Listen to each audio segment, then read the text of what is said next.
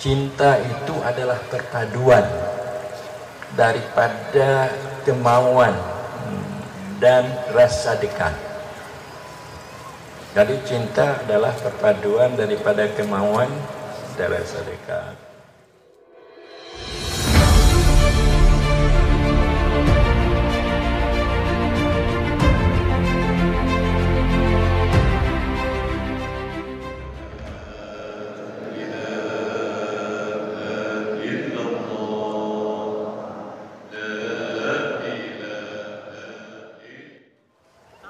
Assalamualaikum warahmatullahi wabarakatuh.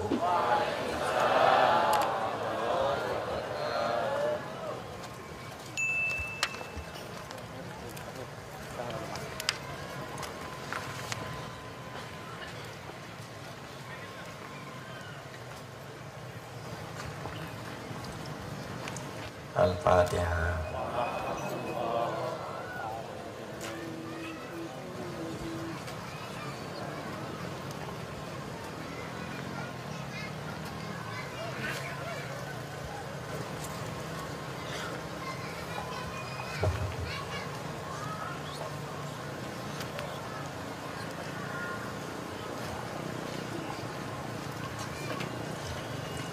Pada malam yang berbahagia ini kita telah dapat sama-sama hadir di lapangan Kota Batam dari Aceh. Itu mungkin lebih 500 ya, ada 1000 lebih dari Aceh, dan juga dari Malaysia.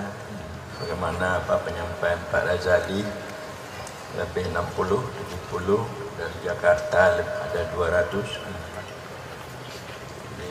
dan juga dari Gorontalo saya lihat ada tadi Dr. Hamdan sebagai Wali Nanggro Gorontalo, dan juga ada dari Manado Pak Haji Rifai, Tengku Ahmad Tatau, dan juga Tengku Mos Ansar, dan teristimewa ada dari Cibinong Bogor Bapak Jenderal Muji, dan juga guru kita Tuan Muhammad Saleh dari Malaysia juga ada rombongan, beliau datang. Dari Pak Dede ya, Pak Dede dengan ibu-ibu ibu-ibu dari Sumatera Barat. Jadi kita berkumpul bersama-sama hingga kita dapat hadir bertatap muka dengan Bapak Gubernur Kepulauan Riau, dengan juga Bapak Ketua DPR di Batam, dan juga dengan pengurusnya atau panitia pelaksana pengkaderan, dan juga dengan Wali Nanggro Wali Nanggro Batam, dan juga dengan Buya Budiman Jadi baiklah, saya sampaikan latar belakang maka diadakan di Batam ini. Pada waktu pengkaderan Tauhid Tasawuf Internasional, maka saya ditemui oleh MUI Batam, MUI apa itu saya sudah lupa nama. Abu mau ke Batam ya Usman, itu apa, nanti di sana Bu kita buat itu satu mudzakarah mengenai Tauhid Tasawuf. Kenapa? Karena di Batam ini banyak sekali aliran-aliran kebatinan, kata beliau. Jadi banyak di Batam itu aliran-aliran kebatinan, tetapi tidak yaitu dipimpin oleh seorang alim ulama. Berarti aliran kebatinan ini tidak didasarkan oleh ilmu, oleh ulama. Jadi banyak aliran kebatinan di Batam, tapi tidak yang membawa aliran ini ulama. Jadi saya yakin bahwa Abu adalah salah seorang dari ulama. Jadi kalau Abu mau ke Batam, syukur sekali. Karena karena Abu membawa aliran ini, Abu ulama. Jadi insya Allah lah saya katakan, nanti kami akan datang ke Batam. Jadi yang dimaksud aliran kebatinan ini aliran tasawuf. Tasawuf. Aliran tasawuf, tarekat, bagaimana kita untuk berkemauan dekat dengan Allah. Bagaimana supaya kita berakhlak yang mulia. Bagaimana kita supaya dapat kita memandang wujud Allah. Supaya cahaya Allah ini masuk. Cahaya kasih sayangnya, cahaya kehebatannya, kebesarannya masuk dalam batin kita. Sehingga kita dapat lupa selainnya. Nah, karena kita yakin Allah itu yang menghidupkan kita, yang mematikan kita, yang memberi rezeki, yang melepaskan ikan di laut, Allah. Dan juga Allah, pemberian Allah yang berikan kedudukan, pangkat, harta itu kalau kita orang yang beriman, siapa itu semua? Allah. Maka oleh karena itu kita harus bersyukur. Bersyukur artinya mengingat Allah dan sifat-sifatnya dan melakukan taat, buat ibadat yang baik, mencintai Allah dan Rasul. Para hadirin hadirat sekalian, maka setelah itu saya mengutus Wali Nandro dari Jakarta untuk pergi ke Batam, menemui kawan-kawan di Batam, Pak Nur dan kawan-kawan. Apa iya diadakan di Batam atau bagaimana? Jadi sampai di sini saya dengar MUI pun sudah goyang. Makna goyang nih artinya ragu-ragu. Ragu-ragu artinya ini Abu bagaimana nih MUI ragu-ragu. Makna ragu-ragu ini artinya tidak sepenuhnya untuk berkemauan membantu diadakan seminar pengkaderan. Tadi beliau melapor kepada saya, tapi tidak apa, ada ketua DPR, ada ketua DPR di Batam, Bapak Nur juga namanya. Jadi beliau sangat senang dan beliau membantu. Pak Gubernur bagaimana? Membantu juga, jadi kalau sudah Pak Gubernur bantu, Pak Ketua DPR dia bantu. Pak Wali Kota bagaimana? Dia takut jangan diadakan di masjid. Nah, nanti itu banyak orang yang nantinya menjelek-jelekkan pemerintah negara, sehingga saya dipanggil ke Kapolda. Saya katakan itu tidak, itu soalnya membantu negara, membantu negara. Supaya mereka itu benar-benar orang yang dapat dipercayai. Karena tasawuf itu untuk membersihkan hati daripada sifat-sifat nafsu yang jelek. Jangan ada kedengkian, jangan ada kesombongan, jangan ada buruk sangka, jangan ada artinya hoax, yaitu berita-berita bohong. Sehingga saya di Aceh mentah-mentah kena undang, yang mengundang saya Polres, Polres Abu diadakan berzikir, tasawuf. Jadi baik Polres di Abdia, baik Polres di Nagaraya, baik Polres di Aceh Jaya, baik juga Polresta yang ada di Banda Aceh. Jadi ini belum dapat untuk diperkenalkan, nanti pulang di Batam saya katakan itu Polres Kabupaten Aceh Singkil. Jadi Polda Polres senang dia dengan tasawuf, karena untuk menertibkan Kamtibmas ialah dengan tasawuf dan zikir.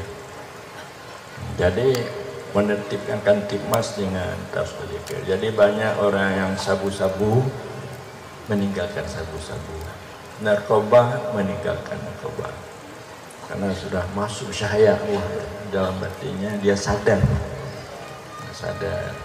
dia melihat itu kesalahan-kesalahan, dia bertobat, dia teringat bahwa hidup ini tidak selamanya, hidup akan mati, akan mati. Jadi ada yang menangis, jadi begitu. Banyak yang fasik jadi taat, yang jahil mencari ilmu. Sehingga saya buat di seluruh Aceh posko-posko.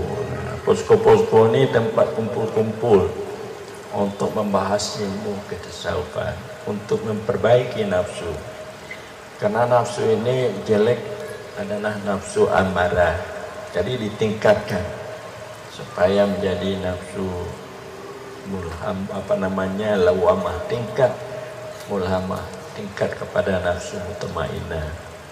Jadi tingkat cinta ini di nafsu mutmainnah. Adik dapat berakhlak yang bagus, dapat cahaya keberadaan Allah masuk ke dalam hatinya, hilang waswas. Jadi kalau di dasar nafsu mutmainnah, dasar cinta, maka kita mudah untuk melakukan amal-amal yang baik. Sebagaimana penyampaian tadi oleh Sekjen Doi Tasawuf ASEAN, cinta itu adalah perpaduan daripada kemauan dan rasa dekat. Jadi cinta adalah perpaduan daripada kemauan dan rasa dekat. Kemauan ini didasarkan kepada pengetahuan, maka baru kita berkemauan. Rasa dekat itu ini adalah didasarkan kepada tajali, terlihat cepat-cepat kebaikannya. Saya tahu umpamanya si Fatimah, seorang perempuan yang salehah, itu ilmu. Kemudian saya berkemauan untuk dekat dengan Fatimah. Terlihat saya sifat-sifat kebaikannya si Fatimah, maka saya berjinak-jinak. Artinya makna berjinak-jinak ini mau ngomong, mau ngobrol, lalu saya bercita-cita, hai Fatimah, maukah kamu saya sebagai suamimu? Ini ya. Itu ibu-ibu cinta aja. Jadi begitu juga kita dengan Allah, kan? Kita tahu bahwa Allah itu orang menciptakan alam semesta, menciptakan kita semua, memberi rezeki. Adakah berteman Allah membuat dunia langit ini dengan orang lain? Apakah berteman Allah membuat kita dengan ibu ayah kita? Tidak. Adakah berteman Allah untuk menjadikan Pak Gubernur sebagai gubernur? Tidak. Maka nampaknya Allah itu penyayang sekali. Jadi setelah kita tahu, maka kita dekati, berkemauan berkemauan dekat. Terlihat kita kebaikan, kebagusan, kebaikan Allah. Maka dengan demikian, di samping kita hadir di hadapan Allah, kita lalai memandang, menyaksikan perbuatan, sifat dan wujudnya. Hilang kita. Artinya tidak teringat kita kepada alam semesta. Inilah yang dimaksud dengan tauhid irfani. Inilah yang dimaksud dengan ketuhanan yang maha esa. Jadi negara kita didasarkan kepada ketuhanan yang maha esa. Bahwa memerdekakan negara ini, Allah tidak berteman dengan kita. Kalau bukanlah umpamanya negara ini dulu, Jepang itu dibom oleh oleh Amerika, sehingga Jepang lari dari negara kita ini, kita belum tentu merdeka. Walaupun bagaimana usaha kita belum tentu merdeka. Ini adalah rahmat Allah. Jadi kepada Allah kita sudah lupa, pada Tuhan yang Maha Esa kita sudah lupa sebagai warga negara. Ini untuk meningkatkan ketauhidan, untuk menjadi Muhammad suri teladan yang baik, manusia adil lagi beradab.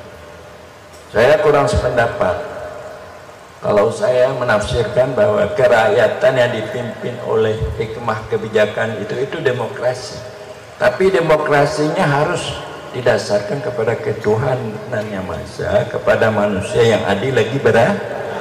Tapi ini dalam permusyawaratan baik eksekutif legislatif tidak mau mendasarkan ketuhanan yang maha esa, tidak lagi mendasarkan manusia adil lagi beradab, tapi mendasarkan kepada kelompok-kelompok masing-masing, kepada partai mereka masing-masing, kepada golongan mereka masing-masing, kepada tempat tinggal mereka masing-masing. Boleh, tetapi harus dengan dasar ketuhanan maha esa, manusia adil beradab. Jadi kita bisa aman, bisa damai. bisa satu. Satu kita apa? Satunya dengan keimanan. Percaya kita kepada Tuhan Yang Maha Esa, percaya kepada manusia adil lagi berada. Ini sebagai dasar negara kita. Jadi kita menjaga dengan ketakwaan, memelihara undang-undang, peraturan, kanun, memelihara perintah-perintah Allah, menjauh kelarangannya, dan juga kita bisa berkasih sayang. Satu, berarti Batam dengan Aceh satu. Nah, bukan saja di negara kita ini satu, Batam dengan Malaysia satu, juga bisa berkasih sayang, bantu-bantu sama kita. Jadi ini sebenarnya yang menjadi tujuan kami, bahwa ini bisa terikat, terjalin kasih sayang. Para hadirin hadirat sekalian, mudah-mudahan nantinya kita besoknya ya akan mengadakan mudzakarah, diskusi apa itu tauhid irfani, apa itu akhlak yang bagus, apa itu nafsu mutmainnah yang harus kita mendapatkannya, apa nafsu amarah yang harus kita jauhkan, bagaimana ibadat kita benar dengan cara rukun yang benar, ikhlas, khusyuk, hudur hati kepada Allah Subhanahu wa taala. Besok jangan Anda asal sembahyang aja. Anda sembahyang tetapi hati Anda tidak sembahyang. Kita sembahyang dengan mengucapkan Fatihah, cara rukun yang benar. Hati kita tidak sembahyang, tidak teringat Allah, tidak hudur, tidak khusyuk. Maka sembahyang kita ini mendapat wailun lil musallin alladzina hum fi salatihim alladzina hum an salatihim sahun.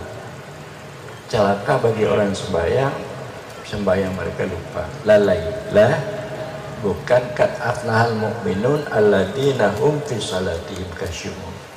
Sungguh menanglah bagi orang yang beriman yang mereka sembahyang mereka khusyuk. Jadi apa khusyuk? Bagaimana hudur hati kepada Allah.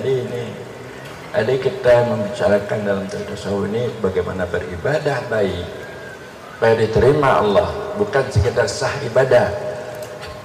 Anda nanti bersembahyang jamaah, Anda sembahyang salat 5 waktu, itu untuk sah ibadah. Tapi bagaimana Anda khusyuk hudur hati kepada Allah supaya diterima ibadah, itu tidak ada dibicarakan. Yang membicarakan adalah orang tauhid tasawuf.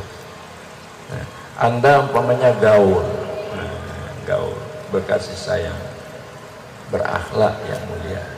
Tahukah kita gaul ini 3 tingkatan. Pertama, kita bergaul akhlak yang baik.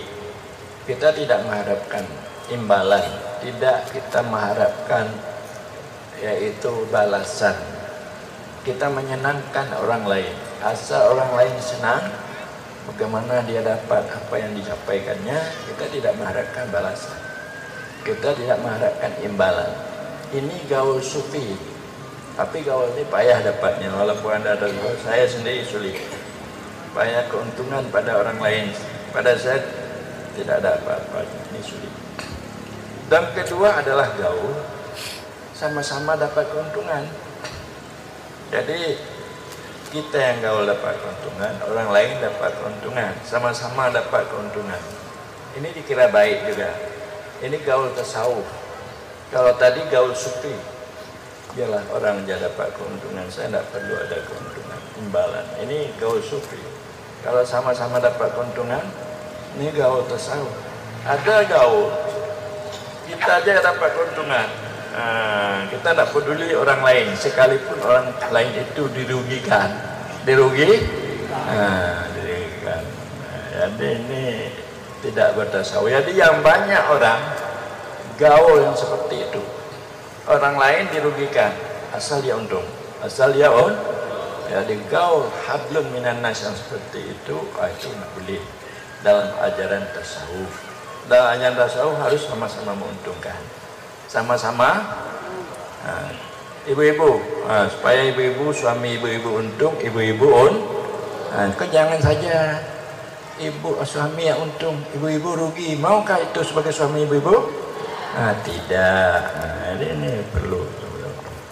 Jadi kalau dapat gaul sufi, ini gaul tinggi, gaul para wali-wali Allah.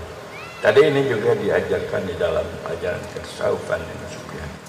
Jadi demikianlah barangkali penyampaian apa yang tadi dibacakan, itulah merupakan tulisan saya sebagai khutbah kita dan bagaimana mengenai negara dan agama ini, bahwa kalau kita bernegara, hidup kita, zahir kita senang, tapi batin kita tidak senang.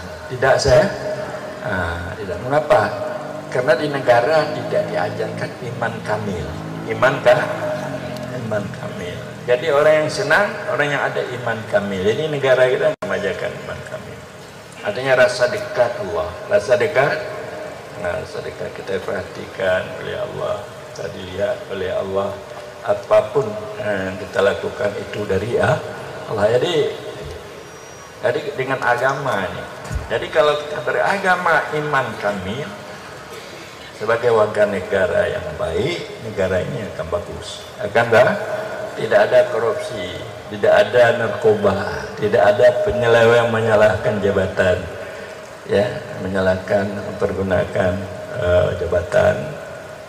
Ini seperti kami di Aceh lah dulu, tapi di Batam ini tidak. Di Batam orang bagus-bagus semua, orang baik-baik semua, pemerintah baik, rakyatnya baik. Amin. Demikianlah. Wassalamualaikum warahmatullahi wabarakatuh.